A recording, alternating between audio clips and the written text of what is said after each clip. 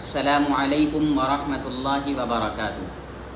اکثر اسٹوڈنٹس امتحان میں کامیاب ہونے کی دعا معلوم کرتے رہتے ہیں کہ امتحان میں کامیاب ہونے کی کوئی دعا بتا دیجئے کہ جس کو پڑھ کر ہم امتحان میں کامیاب ہو جائیں، اچھے نمبرات لے آئیں۔ تو دیکھیے، قرآن کریم کی ایک آیت ہے، ربی انی مغلوب فانتصر۔ اس آیت کا ترجمہ ہے، اے میرے رب، اے میرے پروردگار، میں مغلوب ہوں، کمزور ہوں، فانتصر، آپ میری مدد فرما دیجیے۔ تو اس دعا میں اللہ تعالیٰ سے ایک درخواست کی گئی ہے، تو اس لیے اس دعا کو پڑھنے کا معمول بنانا چاہیے۔ آپ امتحان کی تیاری کرنے بیٹھیں، کتابوں کا مطالعہ کرنے بیٹھیں، تو مطالعہ کرنے سے پہلے 7 مرتبہ یا 11 مرتبہ اس آیت کو پڑھ لیں، اور اس کے بعد آپ مطالعہ کریں اور امتحان کی تیاری کریں۔ یا یہ کہ آپ نماز پڑھتے ہیں تو نماز کے بعد جب آپ دعا مانگتے ہیں، اس دعا میں بھی اس آیت کو پڑھیے اور اس دعا کو مانگیے، 7 مرتبہ یا 11 مرتبہ پڑھیے۔ تو انشاءاللہ جب آپ یہ آیت پڑھیں گے تو اس آیت کی برکت سے، اس دعا کی برکت سے آپ کو امتحان میں اچھا رزلٹ آئے گا، آپ کو امتحان میں کامیابی ملے گی۔ تو یہ ہے امتحان میں کامیاب ہونے کی اور اپنے نمبرات کو اچھا لانے کی دعا۔ اس کے علاوہ دعا کے ساتھ ساتھ آپ کو محنت اور کوشش بھی کرنی ہے۔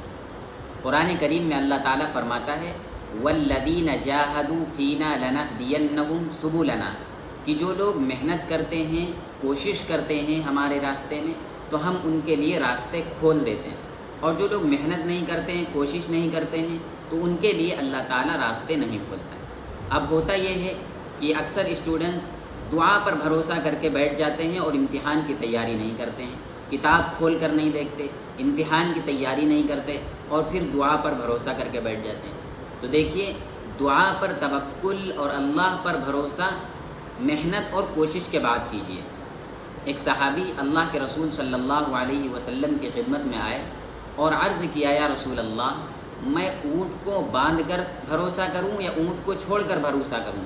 آپ علیہ الصلاۃ والسلام نے ارشاد فرمایا، اونٹ کو باندھ کر بھروسہ کرو۔ تو پتہ چلا کہ اللہ پر توکل اور اللہ سے دعا وہ محنت اور کوشش کے بعد ہونا چاہیے۔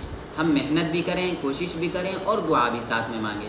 محض خیالی پلاؤ پکاتے رہیں اور دعا پر بھروسہ کر کے بیٹھ جائیں، ہم محنت ہی نہ کریں، کوشش نہ کریں، امتحان کی تیاری نہ کریں، امتحان کے لیے پڑھیں ہی نہ، تو دعا بھی کام نہیں آئے گی۔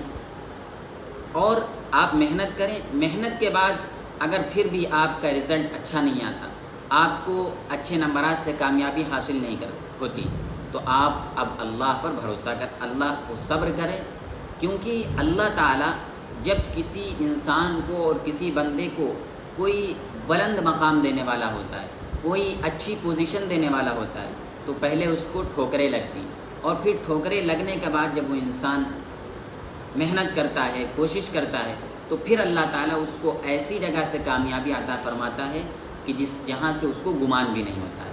تو مجھے امید ہے کہ آپ لوگوں کو یہ 2-3 باتیں سمجھ میں آئی ہوں گی۔ ویڈیو آگے شیئر کریں، دوسروں تک پہنچائیں۔ السلام علیکم ورحمۃ اللہ وبرکاتہ۔